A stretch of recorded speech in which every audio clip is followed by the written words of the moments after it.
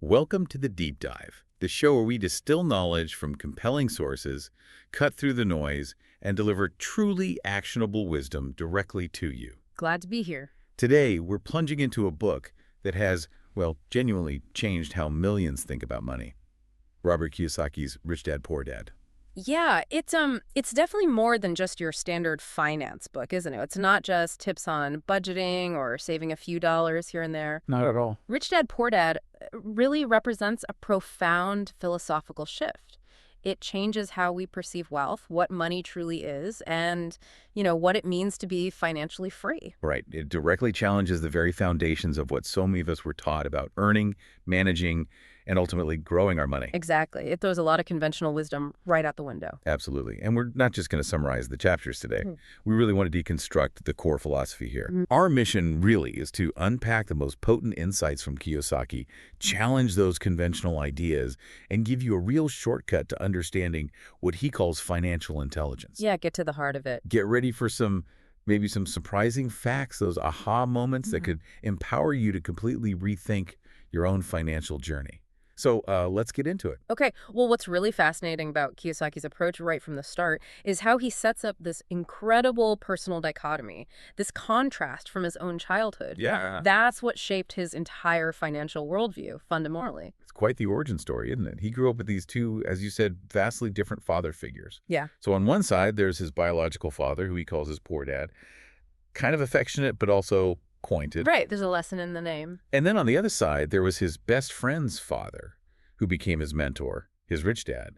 And the difference wasn't just personality, was it? It was the stark, almost diametrically opposed philosophy about money, work, life itself. A real fork in the road from day one. Yeah, completely different worldviews. Indeed.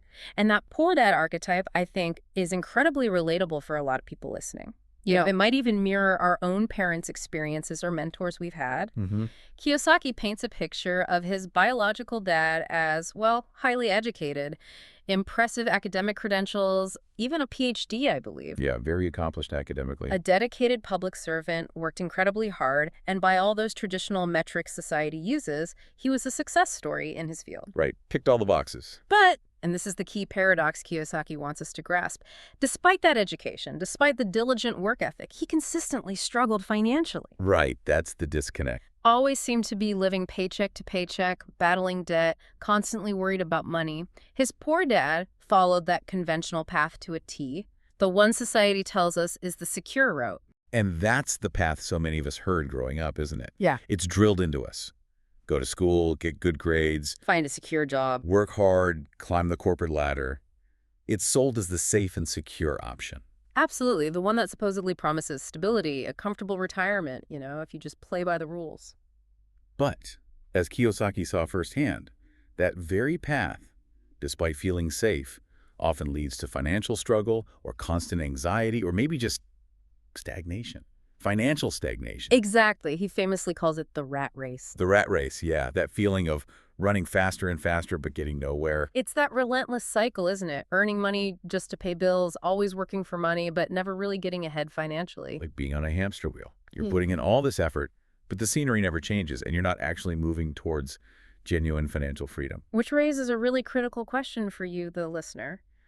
Why does a path that seems so logical, so safe, often lead to these difficult or, frankly, unfulfilling financial outcomes? Yeah, what's going wrong there? Well, if we connect it to the bigger picture Kiyosaki paints, it's because this conventional approach focuses almost entirely on earning an income through your direct, active labor, trading your time for money. Right. Hours for dollars. The focus is squarely on getting and keeping a job, securing that salary, rather than understanding how to build systems or acquire assets that generate income independently of your daily effort. So it's a fundamental difference in philosophy right there. Absolutely. One approach is about working for money. The other is about learning how to make money work for you. Big difference. Okay, so let's dramatically flip that coin. Let's talk about the rich dad, his best friend's father. The contrast, as you said, couldn't be more striking. Night and day. Kiyosaki makes a point of saying his rich dad never even finished school. Zero formal academic achievements to speak of. Yeah, which immediately throws a wrench into that common societal belief, doesn't it? That idea that higher education is the only path, or even the main path, to financial success. Exactly. It challenges that directly. Yet, despite lacking that traditional education, Rich Dad became a multimillionaire, built a substantial fortune through, well, practical, street-smart wealth creation. It really suggests there's a whole different kind of education out there, a financial one, and maybe that's the one that really matters for wealth. And his advice, as you'd expect, was completely different from Poor Dad's. Worlds apart. While Poor Dad was focused on that stable paycheck, Rich Dad's core mantra was something like, learn how money works, build assets. And crucially, make money work for you. Right. It wasn't about just getting a bigger paycheck or pinching pennies. Yeah. It was about understanding the fundamental mechanics of money, business principles, how to leverage capital, how to leverage ideas. This was, for Kiyosaki, the real start of his financial education. Hands-on stuff. He wasn't being taught how to be a good employee, climbing someone else's ladder. No, he was being taught how to be an owner, an investor, a creator of value, thinking like a boss, not an employee. So having these two incredibly powerful yet totally opposing financial philosophies playing out in his life gave Kiyosaki this unique, he called it a comparative education. Yeah, he saw both sides, lived both sides in a way. He observed firsthand the real-world results of two wildly different approaches to money and life. And that personal experience forced him, and by extension, it forces you, the listener, to really question, to examine those widely accepted financial norms. It makes you stop and think, doesn't it? Definitely. It drives home that core idea. It's not just about how much money you earn. The real insight is that it's far more about how you think about money, how you understand its rules, and what you choose to do with what you earn. Right. Your financial reality hinges less on your income bracket and more on your financial mindset, your financial intelligence, as he puts it. That mindset seems to be the key. And this foundational contrast, these two dads, leads us straight into what Kiyosaki sees as the central problem holding most people back financially. It's a profound deficiency in financial intelligence. Yeah, he makes that really powerful, almost confrontational statement. The lack of money is not the problem. It's the lack of financial education. Which is a crucial distinction, isn't it? Think about that. It implies that just earning more money, getting a raise, hitting the lottery even, won't necessarily solve your underlying financial issues if you don't fundamentally grasp how money operates, how it can be leveraged. That makes sense. You see stories all the time about people who come into money and lose it all. Exactly. Think of someone who gets a big promotion, a significant raise. What often happens? Lifestyle inflation. They upgrade the car, the house. Right. Take on more debt, bigger payments, and they find themselves still financially stretched, maybe even more so. The income went up, but the financial intelligence didn't keep pace. That's such a powerful point. It's like being handed the keys to a Ferrari. Right. But never being taught how to drive it, let alone understand traffic laws or basic maintenance. You got all this potential horsepower. But without the knowledge, you're likely to crash, or at least never really get where you want to go efficiently. That's a great analogy. And Kiyosaki really hits hard on this when he talks about the traditional education system. It's a glaring blind spot. We spend years, maybe decades, in school. We learn reading, writing, math, history, science, literature, all valuable academic knowledge, no question. Absolutely. But where are the practical lessons on managing money day to day? Where's the deep dive into investing principles, strategies for actually building wealth, understanding taxes beyond just filling out a form, economic cycle? It's largely absent, isn't it? From the standard curriculum, anyway. Glaringly absent most of the time. So most people step into adulthood with virtually zero formal training on how to handle money effectively, beyond just earning that paycheck. But they're taught how to be good employees. Exactly. Diligent employees, follow instructions, be productive within a company structure, but not necessarily how to be smart financial managers, savvy investors, or, innovative entrepreneurs. Right. Different skill sets entirely. Yeah. Which is precisely why financial literacy, financial intelligence becomes so incredibly critical. It's not just about knowing finance facts. It's about understanding the rules of the money game, how money behaves, how to make it work for you. So how does Kiyosaki define that financial intelligence? What does it actually encompass? Well, he breaks it down into essentially 3 key interconnected areas. First, knowing how to manage money, effectively budgeting, cash flow, debt management. Second, understanding how to invest wisely for growth stocks, bonds, real estate, businesses. Okay. And third, ultimately, strategizing how to build sustainable, long-term wealth, putting it all together for the long haul. So it's definitely not just about having a high income, which I think is a common misconception. Big time. You could be a high-earning professional, a doctor, a lawyer, bringing in a hefty salary, but still find yourself in financial trouble or living paycheck to paycheck if you lack that fundamental understanding of how money really works. Absolutely. Financial freedom isn't just about the size of your income stream. It fundamentally starts with cultivating that core financial intelligence, knowing how to make your money work for you instead of you just constantly working for it your whole life. That's the difference between being on that golden treadmill, maybe, Yeah. and achieving actual liberation. Precisely. And connecting this to the bigger picture, it really underscores the profound importance of active learning when it comes to finance. You have to seek it out. Exactly. Since our traditional education system generally doesn't provide this crucial knowledge, it unequivocally becomes your responsibility, the individual's responsibility, to actively seek it out. Deliberately. You proactive. Yeah, proactive in your financial education journey, committing to lifelong learning in this area, not just passively waiting for someone to teach you. Reading books like this one, taking courses, finding mentors, even just carefully observing people who have successfully built wealth. Okay, so that sets the stage for why this education is so vital. Now, if there's one single concept from Rich Dad, Poor Dad that Kiyosaki hammers home as the absolute cornerstone, the bedrock of wealth building, what is it? It's that deceptively simple yet incredibly powerful principle: buy assets, avoid liabilities. Simple words, profound impact. He positions this not just as, good advice. He frames it as the single most important rule that can fundamentally transform your financial life. It sounds straightforward, but it flips so much conventional thinking right on its head. And what's great is how he defines them. He cuts through all the confusing financial jargon. Totally. Keeps it crystal clear. An asset, according to Rich Dad's definition, is simply anything that puts money into your pocket. Puts money in. Okay. It's not about perceived value or what it might be worth someday down the road. It's strictly about positive cash flow. Right now, these are things that generate income for you consistently without requiring your direct, ongoing, active labor. Like putting your money to work. Exactly. You're employing your money. Think about the examples he gives. Sound investments generating returns, like dividend stocks or bonds. Rental properties. Rental properties bringing in rent each month, hopefully covering expenses and then some. Businesses that run profitably, maybe even largely without your daily input. Right. Systems. Systems, even intellectual property generating royalties, books, music, patents, things that consistently generate income over time. That's money working for you. Okay, so assets put money in. What about liabilities? Equally straightforward in his framework. Something that takes money out of your pocket. Takes money out. Simple as that. These are items that cause a consistent outflow of money. Expenses, debt payments, ongoing maintenance, insurance, taxes, often depreciation too. They are, quite simply, drains on your financial resources. Even if they feel valuable. Even if they feel valuable or society tells you they're assets. Financially, if they're taking money out, they're a liability in this model. And this is where Kiyosaki delivers one of his biggest and for many most surprising aha moments. He directly challenges that deeply ingrained belief about homeownership. Oh yeah, the house. He says it bluntly. People often think their house is an asset. And I mean, we're practically raised on that idea, right?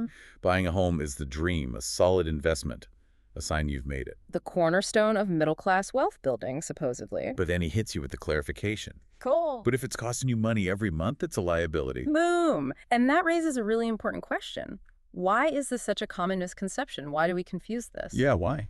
It seems to be because we often conflate potential market appreciation, the idea that the house might go up in value, with being an actual income-generating asset today. Right, future hope versus present reality. Exactly. While your home's market value might increase over time, maybe building equity, it also comes with significant, unavoidable, ongoing costs. Mortgage payments, property taxes, insurance, utilities, maintenance, unexpected repairs. They add up fast. They really do. These are constant, sometimes huge outflows of cash. So the crucial distinction Kiyosaki wants us to make is between your primary residence, which, for most people, is a liability due to these continuous costs, and an investment property. Which could be an asset. It could be an asset if it generates more income from rent than it costs in total expenses. The key differentiator is that net cash flow. Is it positive or negative each month? So it forces you to separate the emotional attachment, the dream, from the cold, hard financial reality of cash flow. Precisely. It's not about the perceived value or the potential for future appreciation, which can be, let's face it, highly speculative and uncertain. Very uncertain. It's about the actual cash flow right now, today. Is it putting money in your pocket or is it consistently taking money out? That distinction is vital because it shifts your focus from what something might be worth someday to what it's actively doing for your bank account today. It forces you to look at your personal balance sheet with that clear, cash flow-focused lens. No fuzzy math. And understanding that one rule, truly internalizing the difference between assets and liabilities based on cash flow, can genuinely flip your financial life. Right. It pushes you to critically reevaluate everything. Your possessions, your spending. Your spending habits, your investment choices, you start looking at things through this new lens. Is this an asset or a liability? Am I mostly accumulating things that cost me money, or am I strategically acquiring things that generate income for me?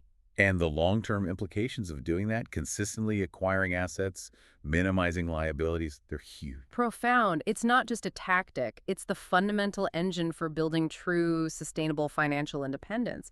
It's how you eventually get off that hamster wheel we talked about. Which brings us neatly to another one of Kiyosaki's most provocative, maybe even controversial statements. The rich don't work for money. They make money work for them. Yeah, that one definitely ruffles some feathers. It's not just a catchy phrase, is it? It's a direct challenge to the conventional work ethic, the societal programming most of us absorbed growing up. Totally. Think back to the two dads.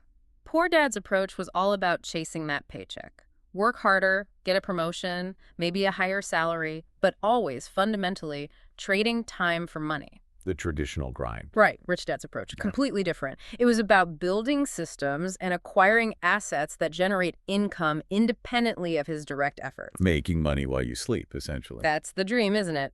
But rich dad focused on making it a reality, creating structures, businesses, investments that generated income even while he slept. That's the core idea of passive income. Income you don't have to actively work for, hour by hour. Exactly. Money derived from an enterprise where you're not actively involved day to day, it flows to you, rather than you constantly having to push for it. What are some examples of that? Well, a successful business that runs efficiently without the owner needing to be there constantly may be run by a good management team. Yep. Investments that generate dividends or interest, like a well-diversified stock portfolio. Properly managed rental properties, bringing in rent regularly, even if you're miles away. These are all systems where money flows in, independent of your active hour-for-hour labor. And this ties directly into Kiyosaki's view that job security is an illusion. Yeah, another potentially scary thought for many. Especially in today's economy, right? Relying solely on one job, one employer, no matter how stable it seems right now, can be incredibly precarious. Absolutely. Think about layoffs, industry disruptions, automation taking jobs, economic downturns. All these things can pull the rug out from under you with very little warning. Things change fast. They do. And Kiyosaki argues that true security doesn't come from having a safe job. It comes from achieving financial independence, from having control over your own diverse income sources, rather than being entirely dependent on that single paycheck from a single employer. It's about building your own financial lifeboat, he suggests, rather than just hoping the ship you're currently on never hits an iceberg. That's a good way to put it. Build your own security system. So if job security is an illusion, what should be the focus of your financial energy instead? Well, Kiyosaki answers that by hammering home another critical distinction. It's not about how much you make. It's about what you do with what you make. Right. We touched on this earlier with the high earners who still struggle. Exactly. You could be pulling in a massive salary, hundreds of thousands a year, but if you don't understand how to convert that earned income into income-generating assets, you might still find yourself living paycheck to paycheck, just at a higher, more luxurious level. That lifestyle inflation trap again. It's incredibly potent. It catches people at all income levels if they lack that financial intelligence. So he's really pushing you, the listener, to think strategically. Go beyond just earning the salary. Absolutely. It's about consciously, deliberately deploying your income to create more income, using money to make more money. Which leads to the idea of multiple income streams. Yes. Actively building wealth outside of that traditional 9-to-5 structure. This diversification isn't just about piling up more cash. It's about building genuine financial resilience, freedom, creating a safety net and opportunities that go way beyond any single employer or market cycle. Building your own financial ecosystem, basically, one that supports you. That's a great way to frame it, your own ecosystem. Now, building this ecosystem, buying assets, it often involves stepping outside your comfort zone, which brings us to another crucial barrier Kiyosaki talks about, the psychological one. Ah, yes. Fear. He says most people stay broke not because they're lazy, but because they're afraid. That's a powerful statement. Incredibly powerful. And he gets specific about those fears, doesn't he? The fear of losing money, the fear of making a bad investment, the fear of taking any kind of risk and failing. And these fears, he argues, they paralyze people. They stop them from taking the necessary steps towards financial growth, towards building real wealth. It's such a natural human instinct, though, isn't it? Our brains are fundamentally wired to avoid pain, avoid loss, seek safety and predictability. Definitely. Survival instinct. But Rich Dad's philosophy on risk, it runs completely counter to that basic instinct. He taught Robert not just to tolerate risk, but to embrace it. But, and this is the crucial part, to manage it with education. Manage it with education. Okay, that's key. It's not about being reckless. Absolutely not. It's not about reckless gambling, throwing money at every shiny object, making impulsive bets. It's about understanding the huge difference between uneducated speculation, which really is just gambling, and calculated risk-taking. Calculated risk. Based on what? Based on thorough knowledge, diligent research, a clear understanding of the potential upsides, the potential downsides, and crucially, how to mitigate those downsides. So education is the antidote to fear, in a way. In many ways, yes. Financial education empowers you to assess risk intelligently, to understand the variables involved, to mitigate the potential negative outcomes, to leverage opportunities effectively when they arise. It transforms risk from this terrifying unknown monster into a variable you can actually analyze and strategically manage. It makes it less scary, more manageable. Exactly. And this ties directly into Kiyosaki's profound insights on how we should view failure. He's very clear. Failure isn't the enemy. Fear is. Fear is the real enemy. And even more pointedly, he says, winners are not afraid of losing, but losers are. That's a stark difference in mindset right there. That is a huge mindset shift. So instead of seeing failure as, the end of the world, something to be avoided at all costs. Right. He presents it as a vital learning opportunity, an absolutely necessary part of growth, of innovation, and ultimately of success, especially in finance and business. Every setback is a lesson. Every setback, every mistake, every investment that doesn't pan out as expected becomes a valuable lesson. It makes you smarter, more resilient, better prepared for the next opportunity. It's about having the mindset to learn from those challenges, extract the wisdom, pivot if necessary, and just keep moving forward. Building mental toughness alongside financial know-how. You need both. So ultimately, Kiyosaki is really reinforcing the need for courage. Plain and simple. The courage to take those calculated risks, to step outside your comfort zone, to challenge your own ingrained beliefs about money and safety. He challenges you, the listener, directly. He does. To deeply examine your own relationship with risk and fear when it comes to making financial decisions. Because often, inaction caused by fear is the biggest risk of all in the long run. The risk of just staying stuck. Exactly. The risk of stagnation, of missing out on potentially life-changing opportunities, and ultimately of never reaching your full financial potential.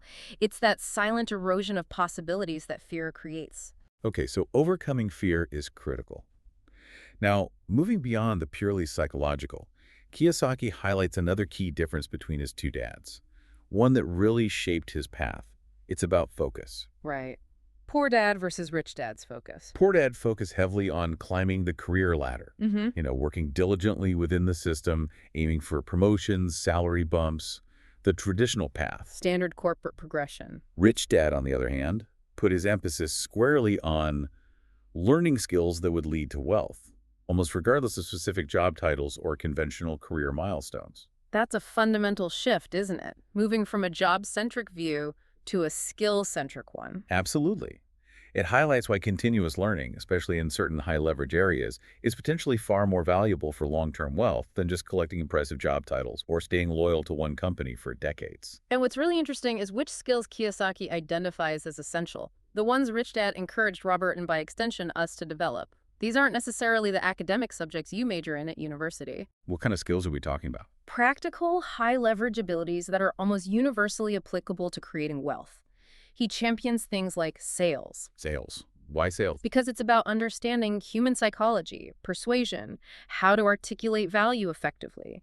Then marketing, knowing how to reach an audience, build a brand, communicate your message powerfully. Okay, makes sense. What else? Investing, obviously. The ability to make informed decisions about where to put your capital to work for the best return. Communication, which includes negotiation, building relationships, just interacting effectively, and leadership. Leadership. Even if you don't want to manage people. Yeah, because leadership is also about guiding teams, inspiring action, strategic thinking. It allows you to scale your efforts beyond just what you can do individually. And the beauty of these particular skills, sales, marketing, investing, communication, leadership, is how broadly applicable they are. Totally transferable. Right. Whether you're starting your own business, investing in real estate, managing stocks, or even if you are trying to excel within a traditional career path. These are the skills that give you a massive edge. They're not confined to one industry or job type. They empower you to see opportunities, create value, navigate challenges in countless different scenarios. They're like your personal toolkit for financial creation. Your personal tools for financial alchemy, maybe? I like that alchemy. Turning effort into gold. And this all boils down to that core distinction we mentioned. It's not just about working hard, it's about working smart. He's not saying don't work hard. No, absolutely not. Hard work is usually necessary. But he's arguing that working smart involves strategically leveraging these crucial skills, building scalable systems, and applying your financial knowledge to get disproportionately greater results compared to just putting in more hours. It's about optimizing your effort, finding leverage points. Maximizing efficiency and effectiveness in your pursuit of wealth, not just grinding harder. So he's really encouraging you, the listener, to do a self-assessment. Identify gaps in your own skill set in these key areas. And then deliberately pursue learning. Actively seek out ways to develop those skills. Make a conscious investment in yourself, essentially. Recognizing that your own human capital, your skills and knowledge might be your most valuable asset. Absolutely, because acquiring these transferable skills creates lasting value. It opens up endless possibilities for wealth creation far beyond what any single job description can offer. These skills aren't just tools you use, they become intellectual assets. Assets that empower you to create tangible assets. Exactly, making them perhaps the most fundamental and valuable investment you can make in your long-term financial future. Okay, so we've covered a lot of ground. If we were to try and consolidate the core wisdom from Rich Dad, Poor Dad, boil it down to the most powerful, actionable lessons for you, the listener, what would they be? All right, let's synthesize. First, that absolute fundamental mindset shift. The poor work for money. The rich make money work for them. It's about changing your entire perspective from being an employee of your money to becoming its strategic employer. Got it. Mindset first. What's next? Second, that crucial rule for strategic acquisition. Buy assets, not liabilities. This is the core operating principle for wealth accumulation. Use it as a filter for every financial decision. Does it put money in your pocket or take it out? Simple but powerful. Okay. Third, recognizing the immense, often underestimated value of knowledge. Financial education is more valuable than a high income. Understanding the rules of the game trumps simply having a bigger paycheck. Knowledge provides the leverage. education over just earnings. Makes sense. Number 4. Fourth, confronting and mastering fear. Don't let fear stop you from growing. This hits that psychological barrier head on. You need courage to take calculated risks and step into uncertainty if you want growth. Can't let fear paralyze you. Fifth, developing those essential empowering skills. Learn how to sell, lead, and manage money. These practical, transferable abilities are the foundation for successful wealth creation in almost any field. They give you lasting value. The toolbox for wealth creation. Okay, sixth. The focus on income independence. Build passive income streams. Stressing the importance of creating diversified, ideally automated income sources that support you, offering both financial resilience and true freedom from the grind. Get money flowing in without trading hours. And finally, number 7, which really brings it all full circle and underpins everything else. Your mindset is your most valuable asset. It comes back to that internal shift required to see opportunities where others see risk, to embrace challenges as learning experiences, and to act decisively based on these principles. mindset is the ultimate asset. Okay. And it's important to see how all these concepts connect, right? They're not just isolated tips you can pick and choose from. They work together, in synergy. You can't really buy assets effectively without understanding risk, and you can't overcome fear without having an educated mindset to rely on. They build on each other to create this robust engine for financial independence. It's an integrated philosophy, not just a checklist. Exactly. Well, that really wraps up our deep dive into Rich Dad, Poor Dad. And it's crystal clear, isn't it? This is way more than just a standard personal finance book with a few handy tips. Oh, absolutely. It's a profound mindset shift, a paradigm changer for many. It challenges almost everything you might have been taught or just implicitly absorbed about money, jobs, debt, security, and what it really means to be successful. It fundamentally reframes the whole conversation. It moves you away from just thinking, how much money do I need to earn to survive? Or how can I get a bigger paycheck? To a much more expansive, more empowering question. How can I build systems and acquire assets so my money works tirelessly for me, allowing me to live life on my own terms? It really asks you to question that societal programming, the conditioning that so often leads to a lifetime of financial struggle, no matter how hard you work or how much you earn. It does. It encourages you to break free from that default path. So let's leave our listeners with a final provocative thought to chew on, something to carry forward from this discussion. Hey. You don't have to be born rich to achieve wealth and financial freedom. You just have to learn to think and, more importantly, act like the rich dad. It really boils down to that, doesn't it? It's about internalizing these powerful principles, understanding the mindset, and then actively, consistently applying them in your own life, starting today, not tomorrow. Absolutely. And we really hope you maintain that curiosity, keep exploring, keep learning independently, continue to challenge your own assumptions about money, question those widely accepted norms, and look for new possibilities based on the insights we've dug into today. Because the path to true financial intelligence, true financial freedom, it's an ongoing journey. It really is. And it fundamentally starts with that crucial shift in perspective, seeing the world of money through a different lens.